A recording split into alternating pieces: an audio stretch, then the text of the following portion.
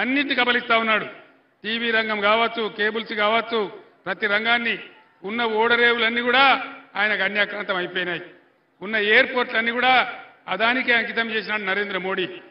అటువంటి నరేంద్ర మోడీ అదాని నేను ముఖ్యమంత్రిగా ఉండే రోజులలో మీరు మీ బొగ్గు ఉత్పత్తి, మీ కరెంటు ఉత్పత్తి చేయడానికి మీరు ఆస్ట్రేలియా నుంచి బొగ్గు దిగుమతి చేసుకోవాలంటాడు. ఆస్ట్రేలియా నుంచి బొగ్గు తెచ్చేవాడు ఎవడు? అదాని, నరేంద్ర మోడీ తమ్ముడు. అంటే అదాని బొగ్గు కోసం అదానికి మన దగ్గర 4,000 టన్ను దొరికే బొగ్గును అక్కడ 28,000 టన్ను కొనమంటాడు. నేను ఒప్పుకోలే. నేను చెప్పిన నువ్వు ఏం చేసినా సరే, నా ప్రాణం పోయినా సరే నేను ఒప్పుకోను. నాకు సింగరేణి బొగ్గు ఉన్నది, నా సొంత బొగ్గు ఉన్నది, నీ బొగ్గు నాకెందుకు అని నేను చెప్పిన. ఇలా ఇదే ముఖ్యమంత్రి పోయి స్విట్జర్లాండ్లో దావోస్లో అదానికి పాటకు తెరిచొచ్చిండు, గేట్ తెరిచొచ్చిండు. అదాని గారు మీరు రాండి, తెలంగాణకు రాండి, 4 చేతులు దోసుకోండి అని సంతకాలు కూడా పెట్టి అదానిని పిలిచి వచ్చినాడు.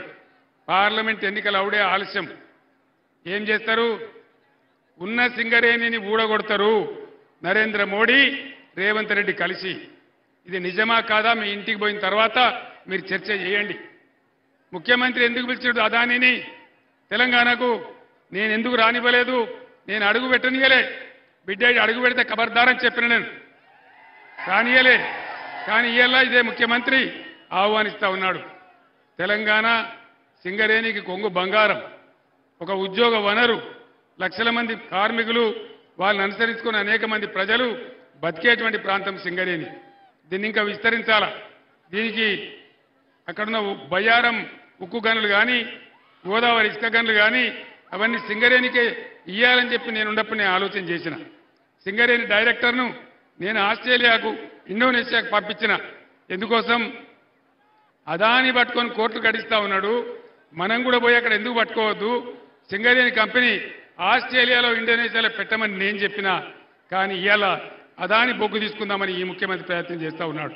ఇది తేడా. రాబోయే రోజులలో ఇంత సింగరేణి ఊడగొట్టి అదానికి అప్పగిస్తే మన కార్మికుల నోట్లో మట్టి, మన ప్రజల నోట్లో మట్టి, మొత్తం సింగరేణి ప్రాంతాలన్నీ కూడా మన బతుకులు బొగ్గయ్యే పరిస్థితి ఉంటుంది. సింగరేణి కార్మికులు ఈ మాటను చైతన్యంతోనే ఆలోచించాలి. మీ నిర్ణయం అట్లా తీసుకోవాలని నేను కోరుతా ఉన్నా. ఇది చాలా ప్రమాదం, తెలంగాణకు ప్రమాదం. ఇవాళ మీరు పార్లమెంట్లో కనుక బీజేపీనో కాంగ్రెస్నో గెలిపిస్తే నేను కూడా ఏం చెయ్యలేను, నా వల్ల కూడా ఏం కాదు.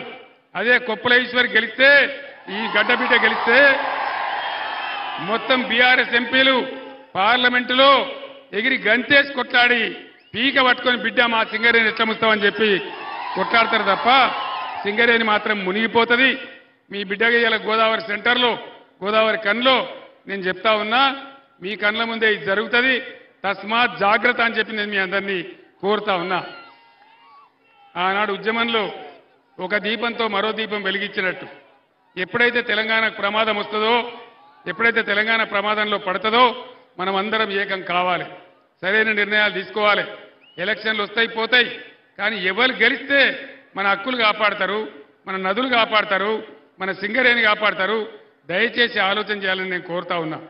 అది జరగకపోతే పెద్ద ప్రమాదంలో పడతాం, చాలా పెద్ద ఇబ్బంది వస్తుంది. దానికోసం మీ కాళ్ళల్లో చేలల్లో మీ మధ్యలో పెరిగిన బిడ్డ, మీ బిడ్డ, సింగరేణి కష్టం తెలిసిన బిడ్డ ఈశ్వర్ గెలిస్తేనే తప్పకుండా మన హక్కుల కోసం కొట్లాడతాడు. కాబట్టి దయచేసి అన్ని వర్గాల ప్రజలు కూడా ఆలోచించి, గోదావరి కనుకున్న ఈ వైభవం, మంచిర్యాలకున్న వైభవం, ఇలా భూపాలపల్లి, సత్తుపల్లి, కొత్తగూడెం ఉన్న వైభవం, సింగరేణిని కాపాడుకోవాలంటే ఖచ్చితంగా బొగ్గు గని కార్మికులు ఉన్నటువంటి పక్షాన ఉన్నటువంటి ఈయన గెలిస్తేనే బ్రహ్మాండంగా జరుగుతుంది. నరేంద్ర మోడీ 10 ఏళ్ల కిందకి రాజ్యానికి వచ్చిండు. నరేంద్ర మోడీ వాగ్దానాలు ఎన్నండి? సబ్కా సాత్ సబ్కా వికాస్ అయిందా? సత్యనాశ అయింది దేశం.